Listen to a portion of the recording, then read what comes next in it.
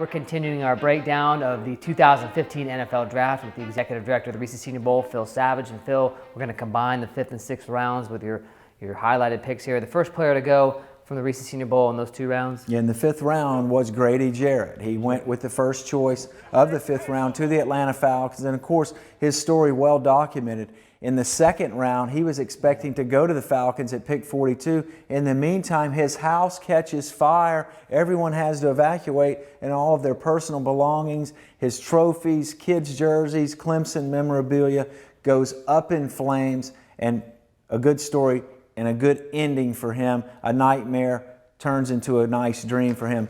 The Atlanta Falcons, his hometown team, take him here in the top of the 5th round. Okay, your Senior Bowl bump. This is the player whose stock got the most boost from coming here to Mobile. Well, in the 5th round, I chose linebacker Martrell Spade out of Arkansas. Now, he was a 1-year starter, essentially, for the Razorbacks, but Coach Brett Bielema spoke to me back in October and said, look, if there's one player here that needs the Senior Bowl and is going to prove himself, it's Martrell Spade. He came, got himself on the radar here in Mobile, and ends up being a 5th round choice for the Washington Redskins. Who provides immediate help out of this group? You know, I think a player that really flew under the radar, that has a lot of multi-dimensional skills, is Adrian Amos, the defensive back from Penn State. He's a safety by trade, but he's got a corner background.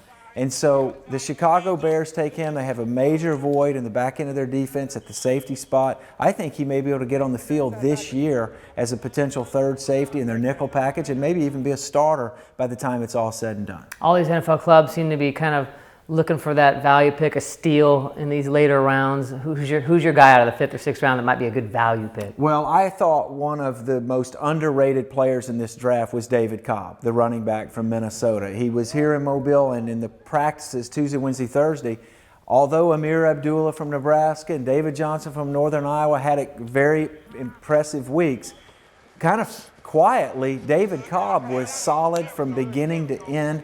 Then he had a very good game on Saturday, but the Tennessee Titans get him here in the 5th round. It took Justin Fowler in the 4th round. It's a nice combination of tailback, fullback between those two. I like Cobb going to the Titans. Some real power backs right there. Talk about your spotlight pick, somebody you kind of like to highlight. I think. Well, a spotlight choice for us is somebody that kind of makes you say, wow, that's interesting, or hey, I'm anxious to see how this one works out. We chose a couple of quarterbacks in the 3rd, 4th rounds with Bryce Petty and Garrett Grayson. In the 5th round, how about the Patriots choosing Navy long snapper Joe Cardona? Now, there's a lot of question as to when he will actually be able to hit the field. Is it going to be a year from now, or is it going to be after 2 years of service? But at some point, he's going to be part of the New England Patriots as a long snapper.